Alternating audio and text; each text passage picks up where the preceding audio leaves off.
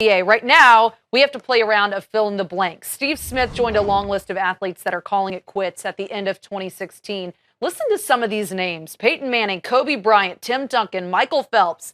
That's just a few of them. I know. I was reading this list and it's shocking how many guys are. They're all good. Calling it quits. So with that in mind, we play fill in the blank. This is going to be a challenging one, maybe the hardest one we've ever done. Blank is the retiring athlete that will be missed the most. Who are you putting in that blank? Peyton Manning. I'm a huge Peyton Manning fan. I respect the hell out of the way he approaches his job.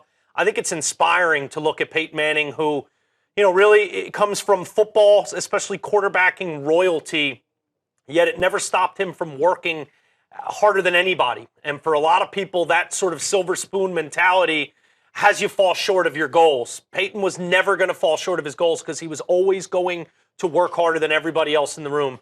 And that is inspiring to me in a personal way of attacking my own life, my own little silly things, as opposed to Super Bowl 50, which can be so insurmountably overwhelming, and you feel like, well, okay, I can get my taxes done. If Peyton can, and he's just one of those guys that he just made football better. Defensive coordinators rose to try to shut him down because they knew he was working so hard and devising a plan to carve them up. He brought the best out of Bill Belichick and the Patriots. And that rivalry throughout the AFC was just so fun to watch unfold over the last 2 decades.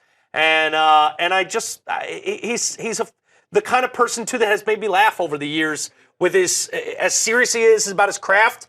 When he gets outside of that, he's so charming. Great commercials. Great commercials. Those aren't going to stop, which is good. Yeah. But watching him suit him up and Omaha, I'm going to miss that stuff. I'm going Tim Duncan on this. He's just been such a fixture in the NBA for so long. He's 19 seasons in the NBA. It's unprecedented. And every single season that he was with the Spurs, they went to a playoff.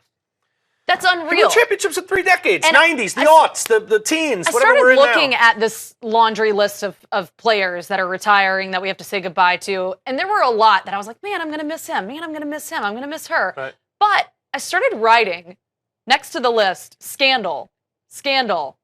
There were a lot of players on that list that had scandals. Kobe Bryant, Peyton Manning at the very end. Sure.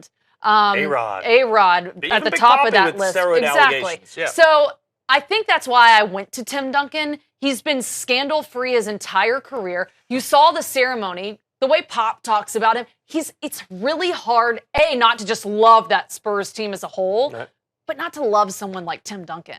One of the most unique superstars I've ever had the pleasure of watching or covering because of that nature. He's a superstar, and by nature, superstar, exposure, this, that, limelight. Pride, ego. He avoids that like the plague in such a seamless way that it's actually staggering to think how hard it must have been to avoid all that. But for Duncan, that was just part of going to work every day. And my favorite thing Pop said about Duncan was he's the same man that he was when he walked in here 19 years ago. And I think that says a lot about him. Maturity. That comes from going to 4 years of college. That too. Yeah, he came in mature. Let us know on Twitter what you think and which athlete you're going to miss the most at the end of 2016 when a lot of these guys are